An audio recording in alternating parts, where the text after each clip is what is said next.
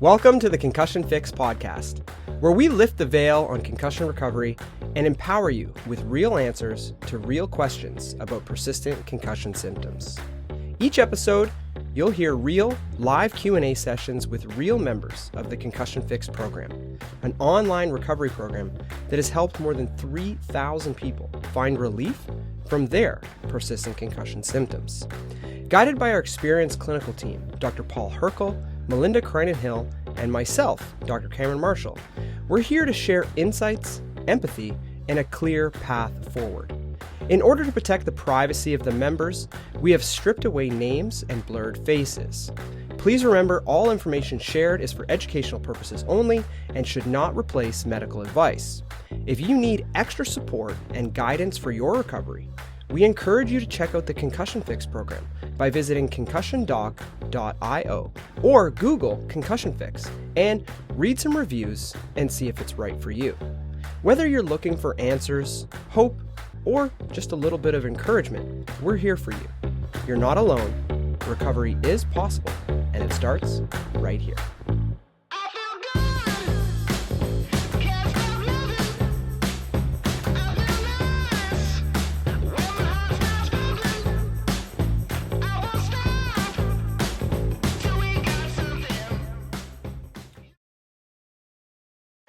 Hello, good morning, afternoon, evening. Happy Q&A day. We do like to celebrate wins in the program also. So today I would love to celebrate Christina, who joined the program with a score of 84 out of 132 for her symptoms, and in 5 months was down to 2. So congratulations to Christina. And I actually wanted to share a testimonial that we got from Kyle this week, as I found it absolutely amazing. And so he says, I can't thank you enough. Noticed an incredible difference in my first 2 weeks just being educated on what a concussion truly is. Has fast-tracked my healing. I can't wait to start the rehab session of the course. Truly a blessing to be part of this. I'm so happy I found you guys through the internet. The knowledge and awareness that the program has given me really helped me relax my nervous system. I was so anxious beforehand, I could barely sleep, went to multiple doctors and physiotherapists, and everyone kept telling me the same thing, just to rest. So he started the program on November 4th with a 66 out of 132, and as of November 22nd, he was already down to 12 out of 132. Whoa.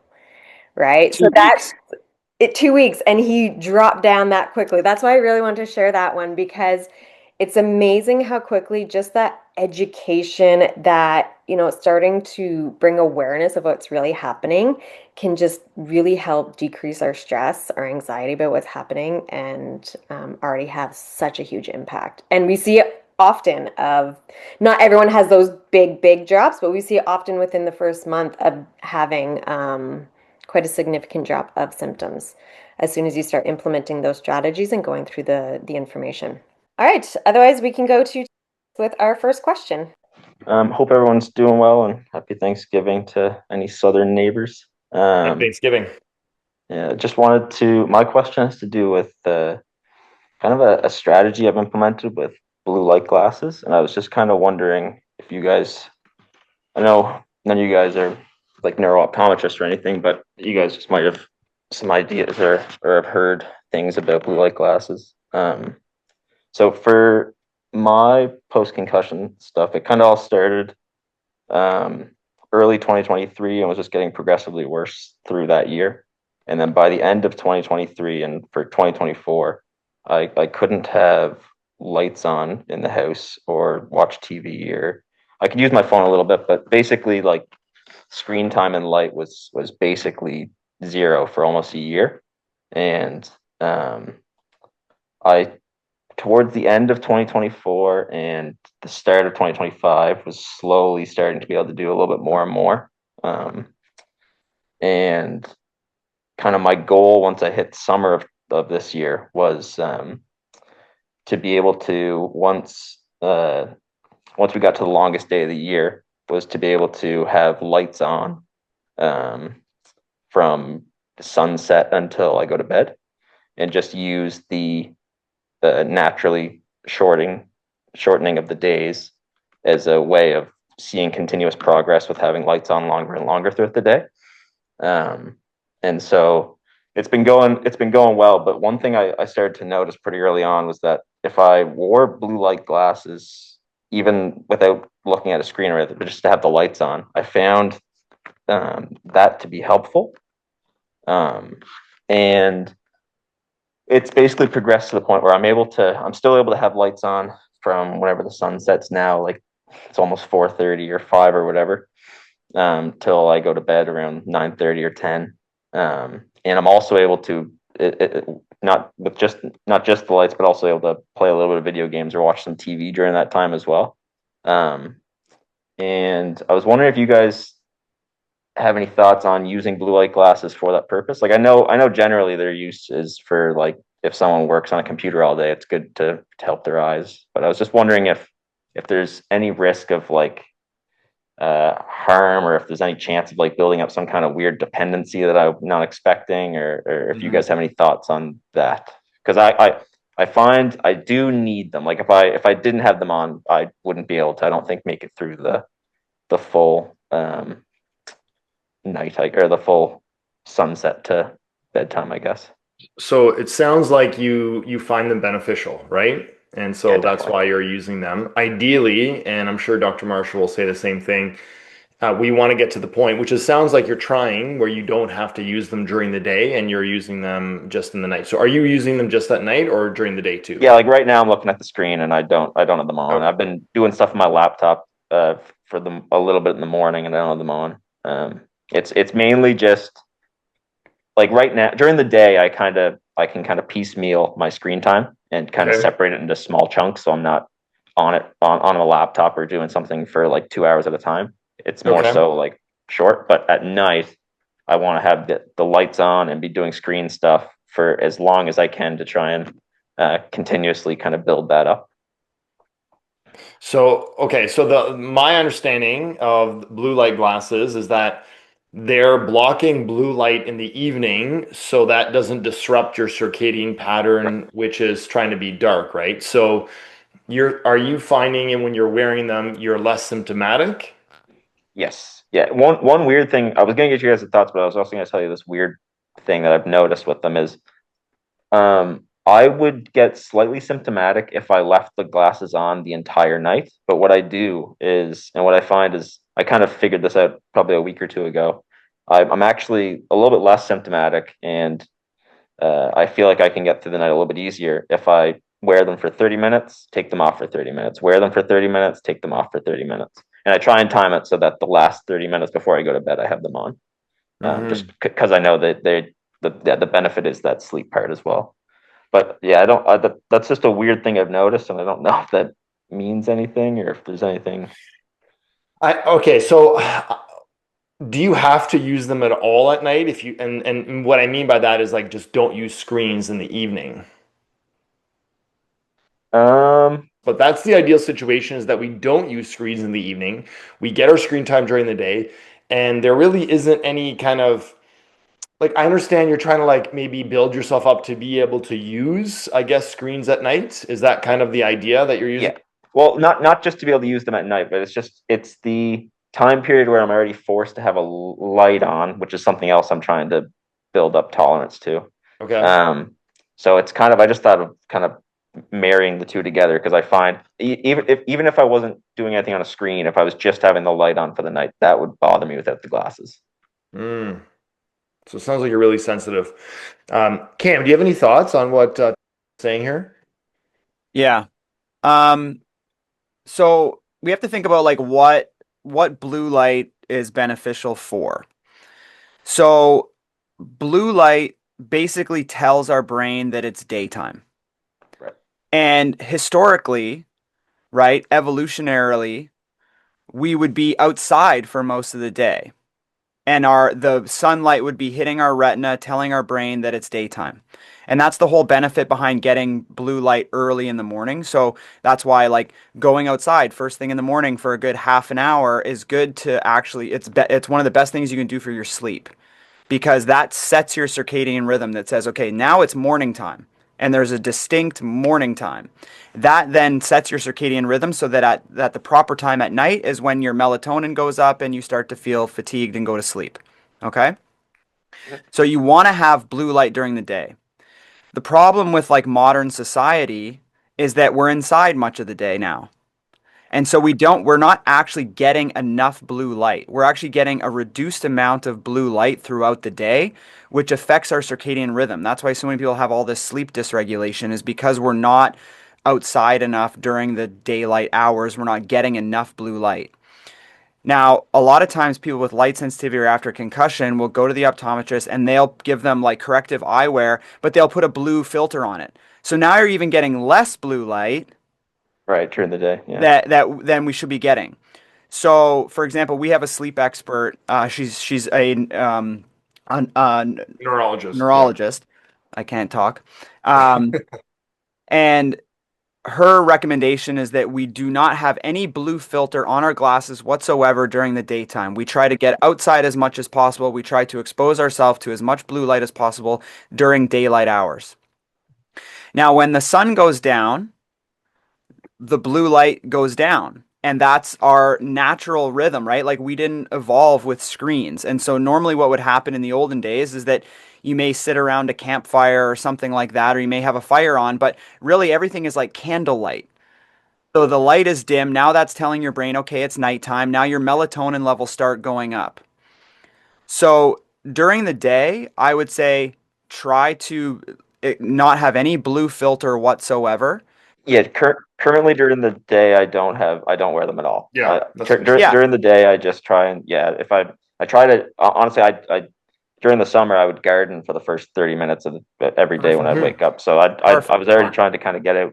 I found that, I don't know if it was just because of the sleep or what it was, but I found that if I woke up with a headache and I just went outside and did something for 30 minutes, it tended to help a bit. So. And even in the wintertime, it's like you're going to have less light just because of where the sun is in relation to the northern hemisphere. And so you may need just a little bit more exposure during the wintertime. But even just getting out and going for a 30-minute walk in the morning with no eyewear on whatsoever is really good to kind of set that point. So that would be something I would recommend. Now, in the evening, when the sun goes down, you don't want to have all the lights on in your house. You want to actually have dim, low light, right? Like in my bedroom, for example, the night lamps that we have on our nighttime tables, they're red light bulbs.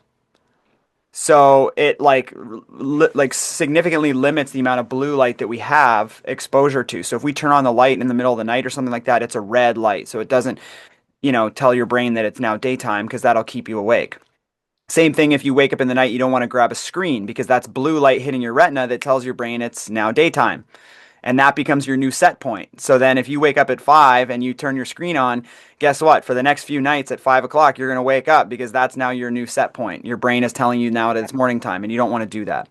So how would, with that in mind, because like you guys both kind of hit on the same point of not using too much screen time or light at night, what would you guys suggest for building tolerance to light? Would it be like I'm also currently trying to go for a little bit of a drive during the day and get used to doing longer and longer drives as well. So would it be like drive to a mall and just kind of walk around for 10, 20 minutes under light, or go grocery shopping? That, like, would that kind of be some stuff you'd suggest? Or like how would you suggest trying to build tolerance to light? Because I need to get to the point where I can work in an office setting.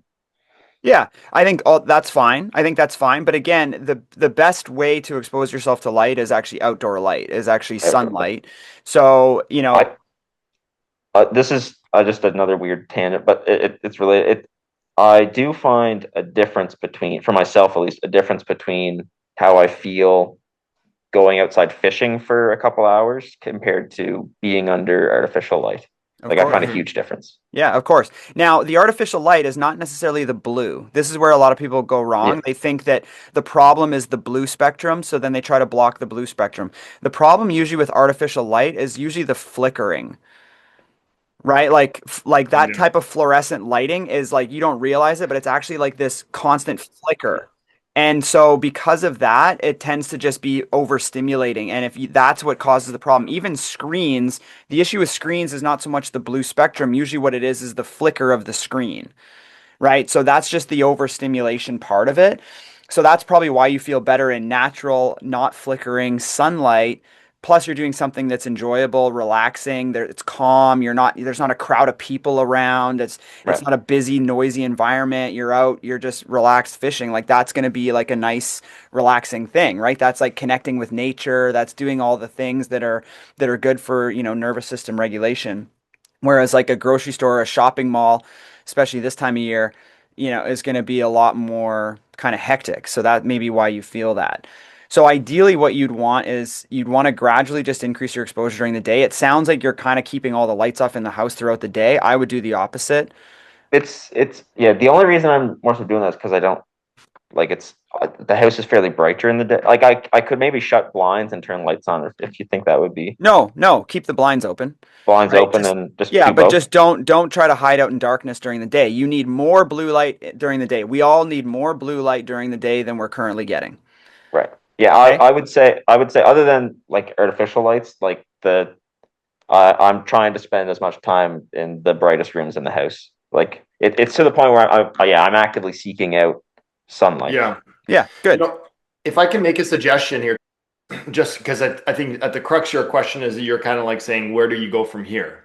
Our suggestion in general would be build up your tolerance during the day so you don't have to really have a big limit on screen time. Right now, you have a general limitation on screen time. You said you can kind of piecemeal it together. You do 30 minutes here, 30 minutes there. Try to build up your tolerance during the day with little or no exposure in the evening. You don't need to wear blue light blocking glasses at all in the evening if you're not on screens. Then the evolution is once you feel like you are much more tolerant during the day, then you can add the blue light blocking glasses when you start introducing some blue and artificial light in the evening. But the idea is that you can't, maybe you don't want to work on both at the same time. You want to really get fully capable during the day where you don't have to take breaks. And then I think that will fully heal your circadian and your visual systems in order for you to be more resilient at night. Right now, you're kind of like piecemealing during the day and then trying to use blue blocking glasses at night. Now, I understand we live in a world where there's screens and stuff, but if you can take a period of time and try that, that might be a stepping stone to where you're trying to get right now. Yeah, the only problem I see with that is just that I do feel like I need like 2024 was horrible not having lights on during the evening. Yeah. So I do need to be able to in my like even if it's like until like 8 or something, be able to have like relatively like lights on and currently I find I can't quite do it unless I have the blue light glasses on. Yeah, so I mean, you can still have lights on it. Just to be clear, I would say just stay away from screens. Is that possible? Yeah, I can. Yeah, that Like for sure. incandescent lights. It's like honestly, the LED, the bright white lights. Now it's Christmas time, and people, I'm going to the store looking at. There's a big spectrum on what emits blue versus really, really kind of into that yellow spectrum where there's a lot less blue in it. So, that like literally, Dr. Adit, who is the neurologist, Dr. Cam Marshall mentioned, you're basically going around your house and switching out some of the, light bulbs on certain areas. You're not turning on that bright blue light. I have a couple places in my kitchen where that might be, or you have an office. Try to turn those lights off, but don't turn all the lights off. Have that ambiance lamp in the corner. This right here, as you can see, I'm pointing to it. This is a salt light right here. This is something great that we have in our bedroom. And that's what we light up, when my wife and I are getting ready for bed. That's what we have on. Yeah, I'll try and implement more lights on during the day as well. Then that makes sense. Yeah. Yeah. Try that and then come back and tell us. Yeah. So like this is how like I'll just tell you how we kind of handle it at our house is that during the day like we have just whatever lights on that we need. We're not like just like whatever, just whatever lights on we need.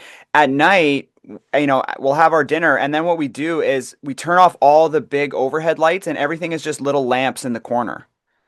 So it's a dimmer glow. The bulbs in those lamps are more yellow spectrum, so you want to get more of the warm light rather than the cool light spectrums on light bulbs.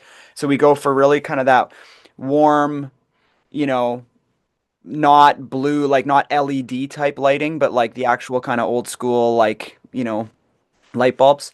And then it's just the little lamps. And then if we are going to do any screens, like we're going to watch a show, we put on the blue blocking glasses. So basically at 7 o'clock, my blue blockers go on and they're on all night. And then I take them off right before I go to sleep. But during the day, I am fully trying to expose myself. I'm trying to get outside first thing in the morning. I'm trying to get out for a walk in the, midday, that type of stuff. And then at night, all the lights are on because the sun goes down at like, 4:30 or whatever you're saying. And then we have our dinner, and then by 7 o'clock, it's like all the overhead lights go off. Everything is now little lamps, right? Just soft glow. Well, I can definitely implement that as well. I do find like we have lights. Yeah, I find overhead lights that aren't covered by a lampshade. That's a little bit harsh on me too. Like I think it's probably with the flickering you were mentioning. Yeah. But like the lampshade, I find, or if it's like a light under a counter, like one of those types of kitchen lights that's kind of below your line of sight. I find it a lot more helpful. So I could probably implement that as well. Yeah, for sure. But I think if you're like taking off the blue glasses, putting them back on, you're kind of defeating the purpose, right? Because then you're going to get blue light when you take them off, and Well, then that's just that's why I brought it up, is because I don't know why the heck that works, but I find if I do like 30 minutes on, 30 minutes off, I get no symptoms from doing it. I feel like I'm cheating, but I don't know how or why. yeah. It's just graduated exposure. I think that's normal. The same thing with anybody that has any noise or light sensitivity. It's you're going about the right way. Keep going. Let us know. Those were good questions. Thank you. All right. Thank you guys very much. You're welcome. All right, let's move on to. Wonderful. So my question is, so I was diagnosed with post concussion as well as mild brain traumatic injury. So I'm just wondering, is it the same type of things? And my biggest question is, when they say to go on an activity diet, I'm the type of person that it's hard. And I have reduced my activities a ton to be able to recover. But by 9 a.m., I was already at 15 or 18 points. So you're talking about the pacing, right? The question I have is, just like in the Weight Watchers, they say, okay, these are the zero carb things you can eat. So my question is, what are some of those like zero carbs activities in regards to 0 points activities in regards to your activity diet that you mentioned, that you can do throughout the day? Because yes, I'm trying to reduce the ones that cause symptoms either during or after. But if there's more ideas of what you can do, that would be great, because I do want to go back to work as soon as I can. But at the same time, I don't want to be making this linger on because I'm doing too many activities. Yeah. So there's kind of like two types of people, and it's on a spectrum, right? I talk about this in the early part of the program. There's the pushers, right? The type A kind of high achievers that are go, that want to try and maximize everything and do everything. Then there's also the avoidant type, right? Which says, well, I don't want to do anything that provokes a symptom, so I'm just going to do as little as possible, right? And it's kind of a spectrum. Both ends of that spectrum are not good. Because if you're push, generally what happens is you're just banging into a wall, and eventually the wall bangs back and you end up with a setback. If you don't do anything, you're not challenging your nervous system, and then you get weaker and weaker over time. So both ends of that spectrum are bad. So you want to be kind of Goldilocks in the middle. You want to push just enough, but not so much that you're setting yourself back, but you're actually improving things over time. All right. So you mentioned you're talking about the Parkwood pacing points, I'm assuming, when it comes to the activity diet. Yes. Right. So it's pacing. So in terms of zero carb activities, there is no such thing as a zero carb activity. Everything you listening to me right now is an activity. It's causing cognitive loading. So unfortunately, you can't find a 0 point activity. Everything is going to cost you some level of points. Now, what it is just about managing those points throughout the day. Now, you have to find a starting point, right? You said by 9 a.m. you already had 15 points going. Okay. Was that too much points for you, or was it okay? I found it was okay, but it reminded me, okay, I have to make sure I'm slow the rest of the day. Yeah, but who cares? If maybe your starting point is 25 points in a day. We don't know. So the first trick is just kind of counting your points, just being like, okay, this is 2 points, this is 1 point, whatever, and you count your points. And you get to the end of the day, and maybe you've used 25 points, but you still feel okay. There hasn't been any major increase in your symptoms. Maybe 25 points is a good starting point for you, right? But I reduce what I'm doing. Like I won't do the full load of laundry. I'll just take a little bit, or you know what I mean? That's why the points I think were still manageable. Well, yeah, I mean, if there's certain points for laundry, you might as well just do the whole laundry rather than being like, oh, I'm going to try to do half of it. You know what I mean? Like, No, the problem for me is lifting. As soon as I lift, my brain hurts. So I have to just be careful. as soon as you lift, your brain hurts? Yeah. Now that's probably more of an autonomic issue than anything, right? You're probably just, holding your breath as you go to lift, and that's just going to change like your blood flow dynamics for a split second. I'm increasing in the amount I can do. It's Yeah. just a little bit at a time. The doctor had told me that since the beginning. He's like, make sure you don't lift because it's going to do something to your brain. So I think that's the problem with this whole thing is that somebody puts that in your mind and now it becomes a self-fulfilling prophecy. There's nothing to say that that's going to do anything bad to your brain. This is some sort of weird wives' tale that he's pulled from somewhere. It's not going to hurt you for I sure. don't know. It's definitely not going to hurt you. But really, like, Sorry, it's going to cause symptoms though. Sorry, we have to be clear about that. It may cause symptoms, but that's not because your brain is actually getting re-damaged or more damage. It's a blood flow, and like when you lift up, you do what's called a valsalva. You actually will tighten the insides, and that's going to squish the blood vasculature, and that's going to maybe cause some symptoms. But now that he said it, you're going to feel it a lot more. yeah. It becomes like a nocebo effect. So the nocebo effect is like the expectation of something bad happening, right? Like, and so when someone puts that in your brain, that's called a nocebo because now you start to recognize it everywhere. You start to look for it. You start to expect it and anticipate it. And then lo and behold, there it is because that's what you were expecting to happen. And then it just makes things kind of worse over time. So it's not harmful in any way. It may slightly increase symptoms temporarily, but by doing it more and more, your body gets used to doing it, right? So you sound like you've just joined the program, like you're fairly new in this whole thing. Yeah, but I've done quite a few modules of the course. So yeah, everything you're mentioning. How long have you been in the program? I don't have a good memory. I have a good memory, but I'm trying to remember. I think November 17th or something. Oh, so Does that 10 make days? sense? Yeah. 10 days. So like how many modules have you done in 10 days? I have to check. I'm up to the point just before Dr. Melinda Krynen. Okay, so you're still in the education, so that's fine, but try not to rush through it, right? The tendency, because you're like, I want to get back to work as soon as possible, but that's actually going to be harmful to you because that's just an added stressor that you're placing on yourself and like you can't recover in that state. So you have to really kind of like take your time. If your goal is to get back to work, you have to set that goal farther in the future than you actually want it to be so that you can actually just take your time and do the proper work. Because if you're in a rush and you're like, I'm giving myself a month and I have to be back to work, it's not going to happen and you're not going to get anywhere. So you really have to kind of take your time and build the resilience and just work slowly through it because that's what's going to be effective in the long run.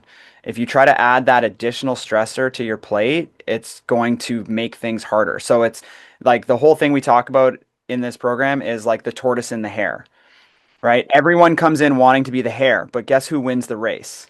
The tortoise. Why does the tortoise win the race? Well, because the rabbit goes, go, go, go, go, go, crash. Go, go, go, go, go, crash. Go, go, go, go, go, crash.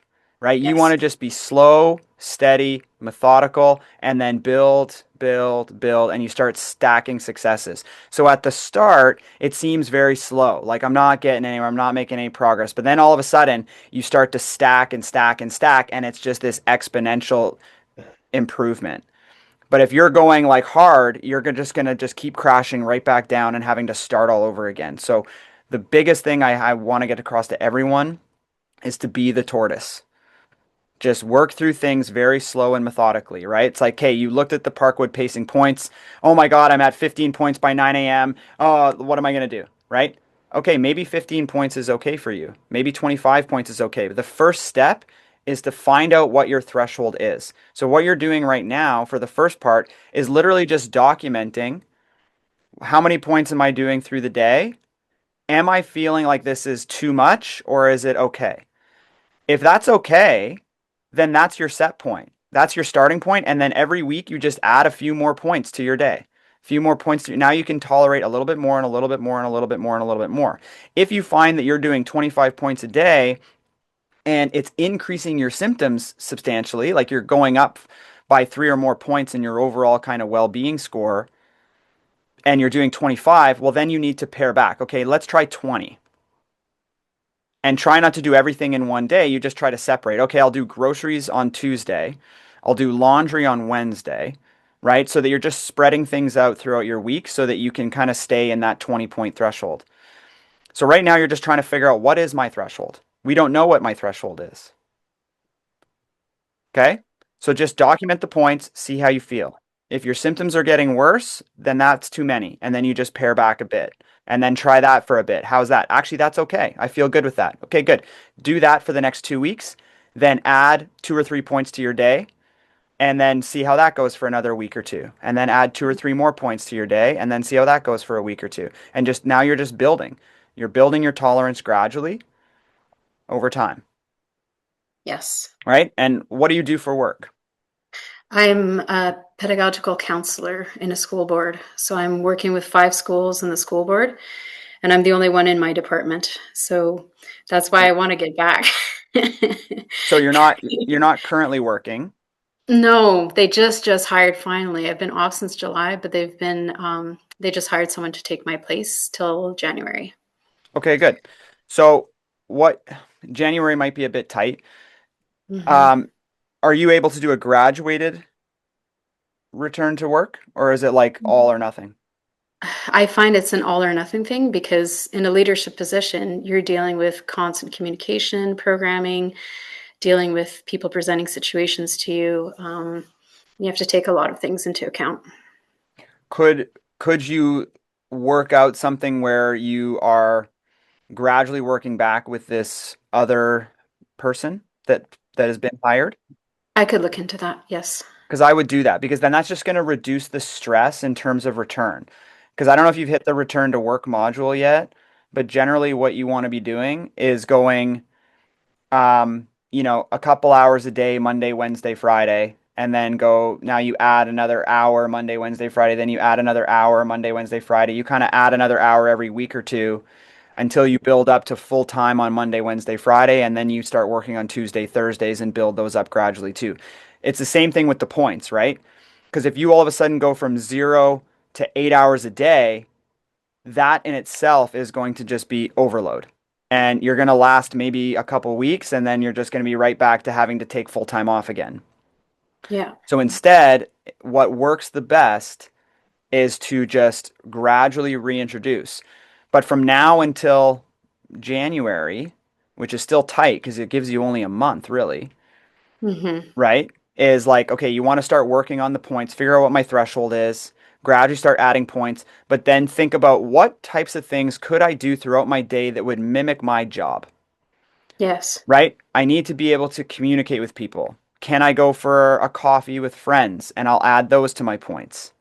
Right? Can I sit down and do some computer work? Can I come up with some mock programming that I could build as part of my daily point total, just to see how I would respond to work type tasks. And you're adding those into the point totals that you're doing every day, so that you're kind of working on things like work related tasks that you would have to do when you go back, and you're just building up your tolerance to those activities. Do you know what I mean? Like that's kind of the key. It's just working slow and steady. And I would really try to work out with your employer to see whether or not your return, if you go to the return to work module, if you're not there yet, you'll get there fairly shortly. Think about what that protocol looks like and see if you can work that out with your employer, because that's what's ultimately going to be successful. For me to get back properly, it needs to be a gradual phased approach. If it's just from 0 to 100, it's going to fail, and it fails every time. So, Because she told me Yeah, she told me she doesn't want me back until I'm fully recovered. But the thing is, here's the thing, here's where people go wrong with this, is that even if you're, quote, fully recovered, you could be completely asymptomatic and you're like, hey, I'm ready. And then they put you into 100% work. Yeah. You're going to come right back down. And headquarters with the meetings there, like everything is fluorescent lights. Like I went back in September, it just like killed me. I'm Yeah. like, oh, I had sunglasses on all day in there because it's just too much. And you don't want to do that either, because that's just an avoidance strategy and you're not actually letting your Mm. body get used to that. So instead, Yeah. what you do is you don't want the sunglasses on, but you want to go in for 2 hours. Right? Because then you can build up 2 hours, 2 hours, 2 hours, 3 times a week. Okay, good. Now you do that the next week. 2 hours, 2 hours, 2 hours. You're gradually building tolerance. Then the next week you're going in 3 hours, 3 hours, 3 hours. Now you're building up a little bit more tolerance. Because if you just go in from 0 to 8 hours a day, 5 days a week, you're going to get crushed. And so that's what I mean when it's like, you don't have to be 100% recovered in order to return, but you need to do the return gradually. Because even if you're 100% before you start your return, if they put you into full time, it's going to fail. Yeah. Okay. Thank you. Okay. So Okay. figure out what your threshold is for points right now. We don't know what it is. Just start documenting and just see, this feels okay. I can do this. This isn't causing me any increase in symptoms. That's great. Okay, now try adding a couple more points. Okay, well, oh, this starts to bother me at this point total. Okay, so now pull back to the original, right? Right now it's just kind of figuring out what is my threshold. And then I want to work below the threshold for 1 to 2 weeks, and then I want to add a couple more points every day. And then now I'm building. Okay. Does that make sense? Yes. Okay. And then I Mhm. think exercise is going to be helpful, especially because you notice that when you lift, your symptoms increase. That to me points to more autonomic. And so you're going to want to work on the nervous system regulation. You're going to want to work on the stuff from Melinda. You're going to want to work on the stuff from Dr. Hrkal. And then eventually, when you get to the exercise section, you're going to build that up even more. And lifting won't be a problem for you at all. Okay. Okay. Now because like since July, reading, I couldn't barely read at the beginning. I couldn't write. Writing is still very difficult for me. Like I make myself do it, but I'm drained after. The music, I'm starting to be able to tolerate music now. At the beginning, I couldn't even sing to my daughter, right? I couldn't even hum. Like humming is not one of my, like it was just a lot of things. And they did find out there was 2 bones that had been moved because of the first hit, and then I got hit 2 days later. So it was, and that was pushing on because they didn't discover that till September. So I don't know if that makes it longer of a recovery or if it's just, oh yeah, put the bones back in and here we go. I mean, the whole thing behind like cranial bones moving is a very contentious topic to begin with. Like Okay. your bones are pretty fixed in place, right? There's like pretty rigid sutures there. Now, if you talk to the like craniosacral people, they will say that, oh, they can see, they can feel these bones moving and we can kind of shift them back into place. But like there's no real good science to show that that actually happens. So we don't know if that happens or whether or not it's kind of placebo or whatnot, but some people seem to get relief and other people get no relief at all.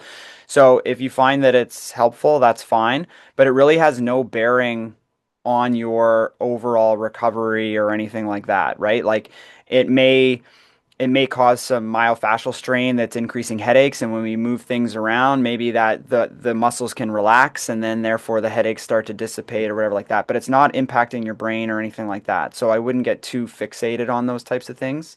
Okay. And um, if you see on the first hit, if I saw black and then white, is that gonna ChatGPT had told me he's like that they said that was a lot deeper, but is there no anything that you saw? Okay. no so concussion is a concussion, right? Some people see stars, some people see black, some people have no visual symptoms at all. It just depends on kind of what areas of the brain were impacted, right? But the brain is impacted in all different directions and all different angles and whatever, and the symptoms you experience immediately have no bearing on the recovery that you have after the fact. Right? You see black, you see white, you see stars, you don't see anything, you hear ringing, you throw up, you whatever, it doesn't matter. Everyone's got different kind of constellation of symptoms that may present initially, but it's just a concussion. That's it. So after that, it's over, and now we're working on all the other things that happen alongside the concussion. Okay. And if it's 2 hits within 2 days? Well, the question is, was it 2 concussive hits in 2 days? Right? So just because you had a hit, like if I hit myself today like this, and then I hit myself tomorrow like this, neither of those are concussion. So it has to be like, was it an actual concussive blow? Concussion requires a lot of force. I saw that, like the 700 Gs and to whatever. No, Um, 70, yeah, 70. 70. Okay. The but like the first one was just the hit on the temporal area in the fridge freezer corner. And then the second hit was the automatic trunk. I thought it was fine when it was going. I thought I had lots of room like I normally have it. But suddenly I was like, what's on my head? And it hurt. But they say I have a high tolerance of pain. But yeah, I moved over. But like an automatic trunk closes quite slowly, right? Yeah. Yeah. So that's not going to be, you're talking about like a car accident type of, Yeah, it has to exactly. be a fast hit, right? Even bumping your head on the freezer is probably unlikely to cause a concussion, right? So So you're saying I didn't have a concussion and I it's can't see possible. that. It's possible. Like you could have, you may not have. It's hard to say one way or the other, but a concussion requires quite a bit of force. Now, there's all sorts of other things that cause the same symptoms as concussion. So that's where we have to be um, thinking, right? So, for example, you could have jammed your neck when that happened. Well, neck injury is going to cause the exact same symptom profile as concussion.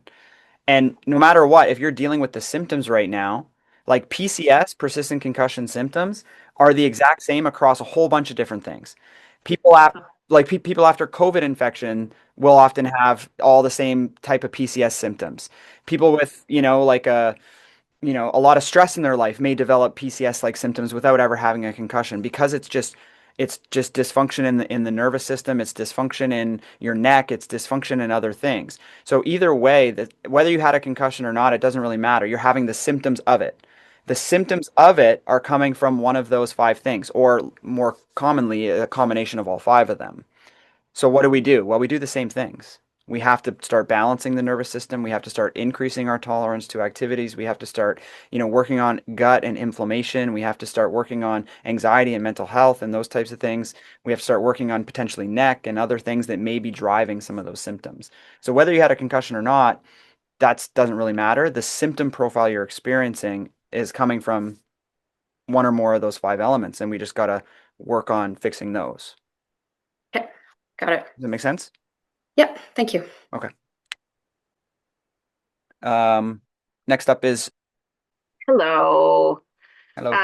I am almost 11 years since my initial injury. I was T-boned on the driver's side in January of 2015. I had some great help in the beginning because it was a car accident and I'm in Canada. And I got a lawyer. I spent about $130,000 on some fantastic rehab. Oh yeah, I see your eyes there, Dr. Marshall. 60,000 of that's covered by car insurance. The rest of it was covered by my lawyer, who I then had to pay back. I won my lawsuit. I got a record settlement. That's all great. That's what's helping me pay for you. I'm kind of 11 years deep. Like I said, I want to say the first 3 years, I had some excellent help. I want to say probably 30 or 40% remission in symptoms. I had to learn how to read again. I had zero balance. I couldn't figure out how to wash my face in the shower because it meant closing my eyes. So I've come a long way. In all of these years, of course, I consistently want to get better and better and better and better and better. A lot of this stuff that you've put together is stuff that I have heard, of course, in all of my research, but nobody has put it all together as well as this program has. So thank you so much for that. This makes so much sense to me. I watched your webinar and signed up immediately because it just made so much sense. All of that being said, my question is for Dr. Hrkal. Initially, I went kind of whole food plant-based in my diet right after the injury because I was looking for those anti-inflammatory kind of answers. Somewhere along the line, I met a neurologist who told me fish oil was the key. So I got into the omegas, a lot of the pieces that you've talked about, right? The problem here I find is I've gotten to the diet part. I've implemented a lot of Melinda's strategies, a lot of your strategies. I am finding improvements, but I'm a pescatarian, Dr. Hrkal.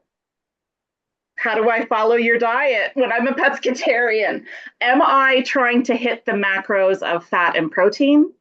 Yeah, so pescatarian, for those people that don't know, it's you just eat fish and otherwise you're vegetarian. Is that right? Yeah, Yeah. Do you yeah. eat dairy products? No, I was vegan. Okay, so you were vegan. So you're vegan with fish. Yeah. Okay. Um, how long you been following this pescatarian style diet, if you don't mind me asking? Probably 5 years now. I started not feeling great and I was like, let me get some protein in me. And so I was in the Caribbean and somebody put a fish on the barbecue that was fresh caught and I ate it. And I started feeling better right away. Okay. So I'm just going to say this for everybody, and then I'm going to answer your question. We've actually, over the last 15 years of my practice, and also really 5 years since we've had the concussion fix, we've repeatedly heard over and over that when people don't eat either fish or animal meat in recovery from a concussion, we're not talking about some of the other benefits when it comes to cardiovascular outcomes and things like that. We're talking about concussion recovery, they struggle. These Yep. people struggle. Okay, so it sounds I like that's struggled for sure. And Yeah. I found a difference once I started eating the fish. Absolutely. right. The reason is that the density of protein, I don't necessarily know if it's fats, because you could supplement with plant-based algae omega-3s. Hmm. Were you supplementing before you started eating fish or not? I was not. Okay, so maybe it could be that aspect. Yeah. It could also be, there's interesting research. I was just reviewing a paper yesterday about things like branched chain amino acids, which these are specific amino acids that are really found in dairy and animal meats, fish as well, that have improved outcomes after sustaining a traumatic brain injury of multiple different types. There are certain pathways that require these amino acids. So I think that's maybe part of what it is. Part of it was omega-3s. You can do the concussion fix diet plant-based. In fact, we've created a diet a sample meal plan for people that are plant-based, but I find it's much more difficult for them to get good outcomes. They have to really be diligent, and there are things that are not even they're not even animal-based necessarily, like choline and zinc and B vitamins that just are more bioavailable from meat products. So you can still follow it, Cheryl. You can still get the benefits, but it's going to, in my experience and opinion, it's going to be a little slower and harder. Now, one more question. Is this an ethical choice, or is this I haven't eaten meat. I'm 50 years old. I haven't eaten meat since I was 13. okay. And I have always joked with people, if somebody told me to go eat a steak and I would have my brain and my life back, I'd go eat the fucking steak, excuse me. But I just can't actually, I joined up with you guys in like August. And since August, I have been trying to imagine putting that meat in my mouth. My husband and daughter eat meat. Every night I look at this and go, God, could I do it? And I want to vomit. So it's not ethical. It's such a strong habit, I think, at this point. I can't actually put it in my mouth. Even the fish, sometimes I buy really good quality salmon and trout, and that's what I tend to eat, probably 2 or 3 days a week anyways. And even that, sometimes I can't get it in my mouth. Okay. I do supplement all the rest of it, though. I will say I do my B supplements. I do my zinc supplement. Right. Like I take the most massive handful of vitamins a couple of times a day. So I guess the short answer to the question is you can absolutely still follow the concussion fix diet. There's nothing specific that you have to eat animal meat in it. It just makes it a heck of a lot easier. Yeah. And again, and this is maybe an area that, Melinda can speak to a little bit, but I do sometimes challenge patients that even have been as long avoiding meat as you have to say, listen, can we do like a beef-based protein powder just to kind of like take the texture aspect out of it? And, just like you had that really dramatic improvement after having fish, I wonder if there still is something that you are not covering in the nutrients section of things that maybe you could. And now it's almost like a psychological thing more than it's a physiological Absolutely. thing, right? Absolutely. So, I mean, I'm just going to put that out there. We are personally, I'm very respectful of people's dietary decisions. We want to work with people that have different preferences. There's some people that are just for religious reasons and moral reasons. There's a lot of different factors, but we're just speaking based on Yeah. evidence. And I know Cam and I've talked about this. Melinda, I've talked about it. It is definitely our experience that is the reality. Yeah. I think what I've done is I went through the whole meal plan. I did the math. I figured out how much protein you're hitting. Yeah. I figured out how much fat you're hitting. And then I tried to figure out what I could supplement that with that was kind of in a better realm, but without not eating the same thing every day. And so, I've got the tofu going. I've got some TVP going. I have some pea protein, like stuff like that going. Yep. I'm hitting the right numbers. Just as far as the protein and the fat go, but you're probably right. There's other stuff in there. Yeah. There could be, and again, it's one of those like I'm gonna challenge my boundaries because all of this that we talked about, especially in Melinda sections, it's about looking at what kind of thought patterns, and in this case, habitual patterns that we've built up. And the areas that we least want to go to because of a number of different reasons is oftentimes the areas that we actually need to do the work. I was horrified that you were going to say that. What was the thing you suggested? The something protein, something powder? Yeah, so there's a specific type of protein powder I've been using a lot in the last couple of years. It's called hydrolyzed beef. There's a couple companies that have it, and basically it's like beef protein, but without the iron and stuff, and they just look at the amino acids. So it's the same as like whey protein, except it's literally beef. But it tastes fantastic. The reason we use it is because it's generally extremely hypoallergenic. What I've found in my research and my clinical practice is that a lot of plant-based protein powders, they're full of a lot of heavy metals. That's one problem. That's a bit of a challenge. Pea protein, which now is like the thing that is in every plant-based powder, is not as digestible for a lot of people as, it's kind of made out to be. The taste is not great. So there's like 3 big strikes against it. And so I think, and the amino acid isn't as good as I think the animal-based protein. So those are the reasons I kind of have pushed a little bit away from it. But that the amino acid is the thing I worry about, I think, right? Because I get that just comes from the meat. That's it, right? Yeah. There's certain stuff. You could just take amino acids straight up too, though, right? And they're a bit more expensive, but they definitely have all your bases covered in that sense. Right. Okay. So a couple of things to think about.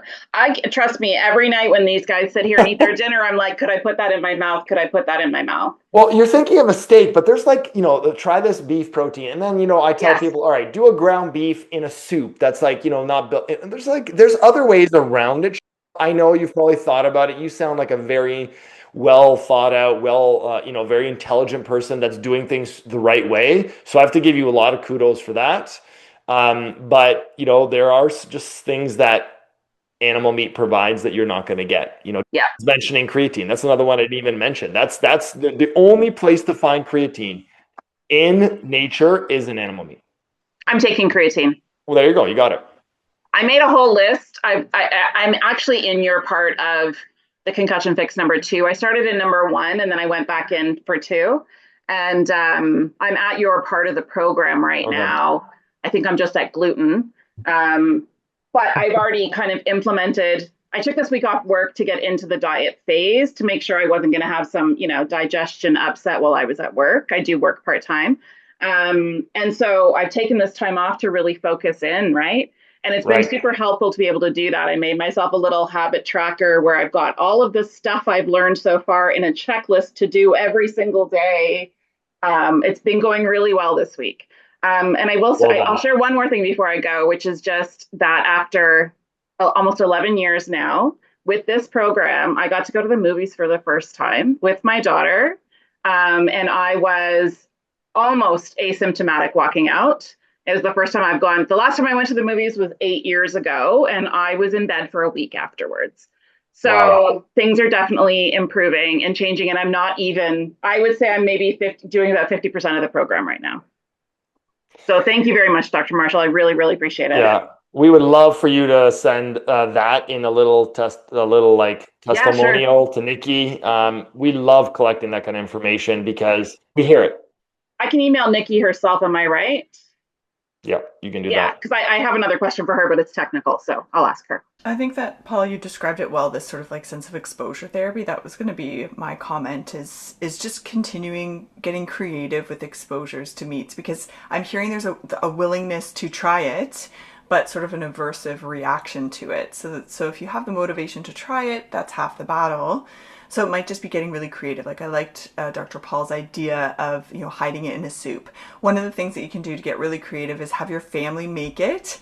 So it's all like something is all blended, so you wouldn't know if there's meat or no meat. And then they just, you let them know, hey, don't tell me if there's meat in this, or don't tell me which day you're going to prepare something with meat in it, and I'm just going to eat.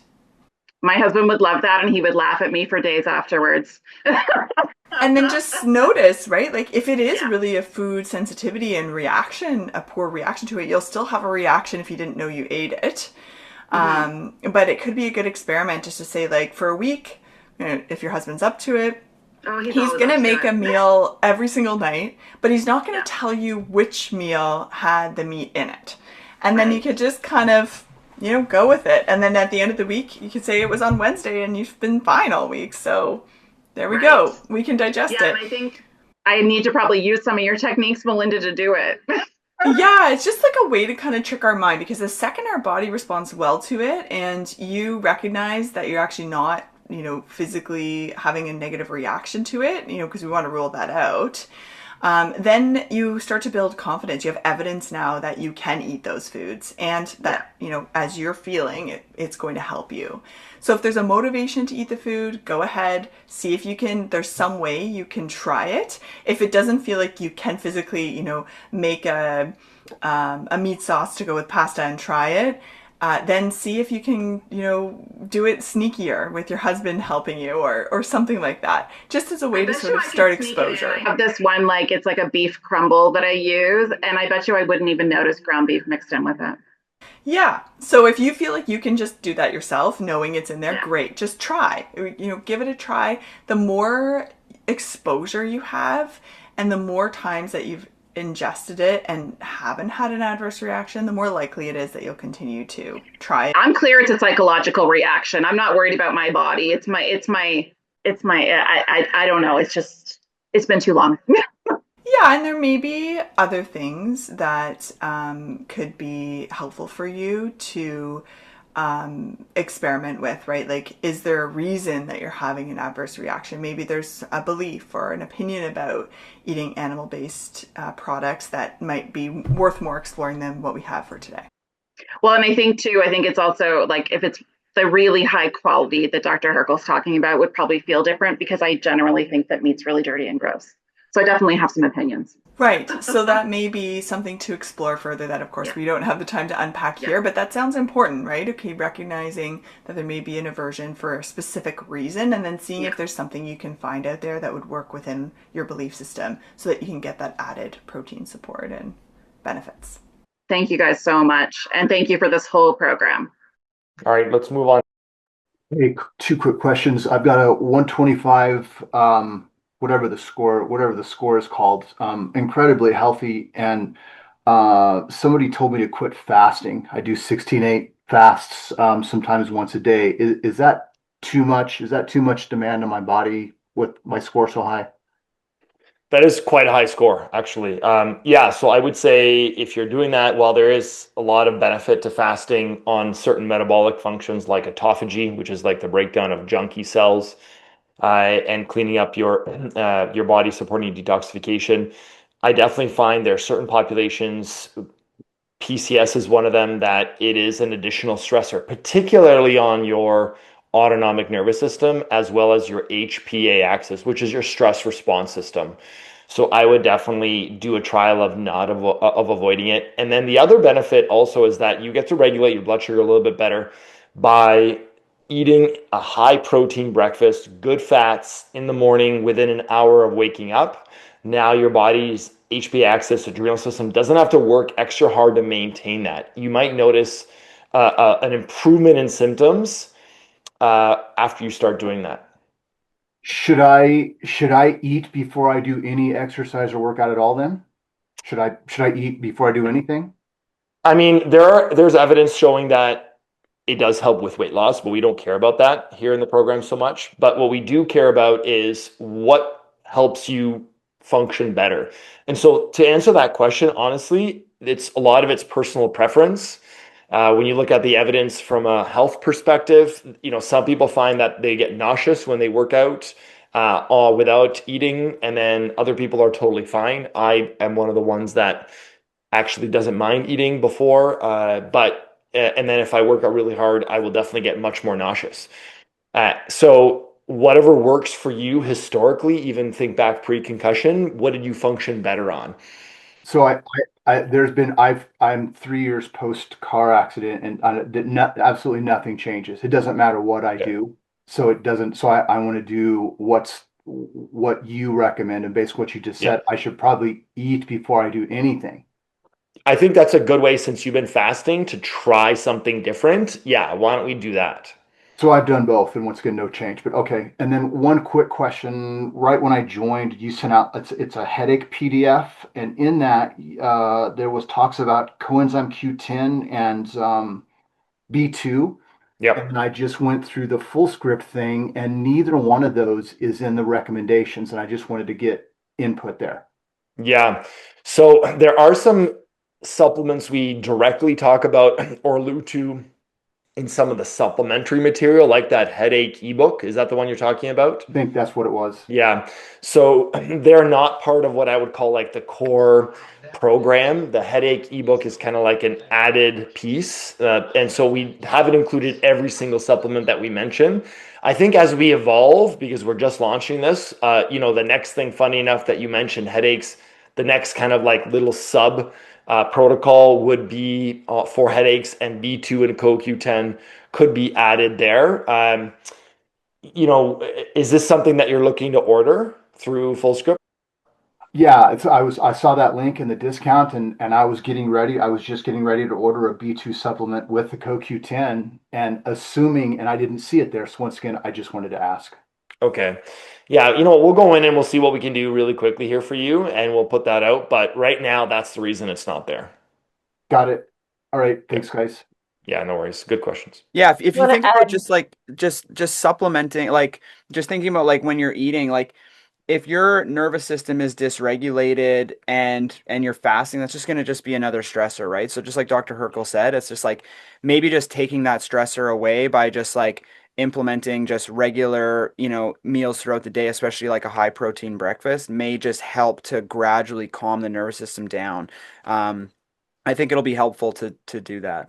Right. And like I said, I've tried that. I've tried everything. No change. I've had no change. So, and that may not be the issue, right? But if you take that stressor away, it may just allow, once you go through the other pieces, it may allow those to work better because that one stress has been removed, right? So that by itself may not be the ticket. But by adding back in the regular, taking the stress off the adrenal system and the nervous system, and then doing the other things may just give you that leg up. But I think keeping the fasting is just an extra stressor that'll, I think, just make it harder. Right. If I just joined, what is this, went Monday, and I just made it to the neck one today. I'm guessing that because my occipitals are swollen and have been for 3 years. So wait a minute, you've gone through the entire program and you just joined Monday? No, I joined Monday, and I'm on the Oh, you're on the educational part. Yes. Yeah. Yeah. Okay. So the background info. Okay, good. I was like, that's way too fast. Yeah. No. Yeah. Once you get to Melinda's, you want to really like slow down and work on the pieces. But through mine, like that first part, that's fine. You can just get the understanding of that. But okay. Got it. Thanks, guys. Yeah. Appreciate it. Just being cognizant of time. Unfortunately, we are at the limit of our time today. So hope everyone has a fantastic day. Bye. Bye, everybody. Thank you for tuning in to the Concussion Fix podcast. We hope you found today's episode helpful and that it gave you a little more clarity, hope, and confidence on your road to recovery. Remember, every step you take matters, no matter how small it may seem. If you feel that you could use a little more support on your healing journey, check out the Concussion Fix program. Just visit concussiondoc.io or simply type Concussion Fix into Google and read some of the reviews from people who've already walked this path. With over 3,000 success stories and an average symptom reduction of nearly 50% in just the first few weeks, it might just be the help you need to break through. Thank you again for listening. If you found value in this episode, please share it with someone you think could benefit, and don't forget to subscribe so you never miss a session. Until next time, stay hopeful, stay curious, and continuously remind yourself that recovery is possible.